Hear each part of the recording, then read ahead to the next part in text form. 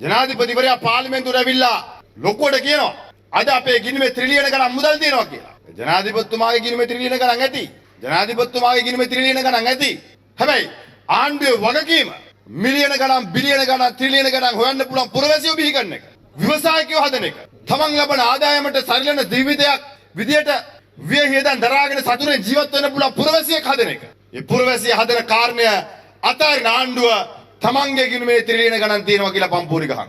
බෑ අවසානේ මොකද්ද වෙන්නේ? තමන්ගේ ගිණුමේ තියෙන ත්‍රිලියන ගණනත් හැකර් කෙනෙක් පැනලා උස්සයි යනවා. මංකොල්ල ගන්න. මම දැක්ක අර සාගර කාර්යවසම් ලේකම්තුමා මාධ්‍ය සාකච්ඡාවක් කියපු කතාවකට කඩිනමින් ගිහිල්ලා අධිකරණේ කරුණු වාර්තා කළා. කඩිනමින් පොලිස්පතිවරයා. පුදුම හදිස්සියක් ඒකට තියෙනවා. බාලගල් ළඟරුගෙන ආපු සමාගම අඩු ගානෙන් අධ්‍යක්ෂක මණ්ඩලයට විරුද්ධව තීන්දුවක් ගත්ත දාණ්ඩුව. හැකර් කෙනෙක් හොයන්න ආණ්ඩුව මහන්සි වුණාද? රට ගියාද හැකර් හොයන්න? පහුගිය කාලේ ඕස්ට්‍රේලියාවේ ගියා කිව්වනේ කඩ උත්තර ගන්න. ගීපුලාවේ හැකර් ගැන ඇහුවද? නෑ. උද හැකර් ඉන්නේ පළවත කාර්යාලේ. ඕස්ට්‍රේලියාව යනවා. හැබැයි හැකර් ගැන හොයන්නේ නෑ. සිංගප්පූරු යනවා. මහ බැංකුව ගැන හොයන්නේ නෑ. ඇයි ඒ? ආණ්ඩුව තමන් සම්බන්ධ වෙලා කරපු වංචාවන්. මේ බොරු කියන්න එපා. බොරු කියන්න එපා. අධිකරණ පද්ධතියේ පීඩනය වැඩි කරන කරු විනිශ්චයකාරවරු බඳවා ගන්න ඕනේ. පුරප්පාඩු පුරවන්න ඕනේ.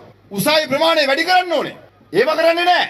වයස වැඩි කරාම බන්ධනාගාරේ පීඩනය අඩු වෙනවලු. වයස වැඩි කරාම කරු විනිශ්චයකාරවරුන්ගේ අධිකරණයේ පීඩනය අඩු වෙනවලු. දැන් බන්ධනාගාරය ඇතුළේ අර්බුදයක් තියෙනවා. ඒක සාමාන්‍ය දැනීම ප්‍රශ්නයක්. 11000 දාන්න පුළුවන් තැන 45000 දැම්මම පීඩනයක් තියෙනවා. මේක අපි කිව්වම මේක පෙන්නලා දුන්නම ඒකට සූදානම් වෙන්නේ නැතුව ඒකට අවශ්‍ය පියවර ගන්න නැතුව අඩු ගාණෙන් පහුගිය අයවැයෙන් ගරු අමාත්‍යවරයාට වෙන් වෙච්ච මුදල් වලින් අඩුම ගාණේ බන්ධනාගාරවල වැසිකිලි කැසිකිලි පහසුකම් හදපු නැති ආණ්ඩුව අද සුපුරුදු පරිදි ජනාධිපතිවරයා බලේ ඉන්න කාලේ මෙවැනි සිද්ධියක් සිද්ධ වුණා.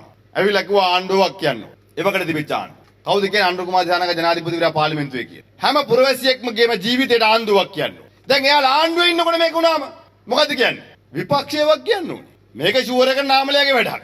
එහෙමනේ කියන්නේ. මේක ෂුවර් එක නාමලයාගේ වැඩක්. මේක විපක්ෂයක් කියන්න ඕනේ. නාමල්වක් කියන්න ඕනේ. ජනාධිපතිවරයා කියන්නේ. ආණ්ඩුව කියන්නේ. ආණ්ඩුවට එහෙම පේනවත් දන්නේ නැහැ මම බැලුවම් පොඩි. නේ මෙහෙම පොරක් ඔහොම හිටියට මේ බය. මෙයා තමයි මේක පිටිපස්සින් ඉඳන් මෙහෙවන්නේ මේ රටම කියලා හිතනවත් දන්නේ නැහැ. ජනාධිපතිවරයා හිතනවත් දන්නේ නැහැ. මම තමයි යාගේ තීන්දුවක් ගන්න කියලා. එහම හිතනවත් දන්නේ නැහැ.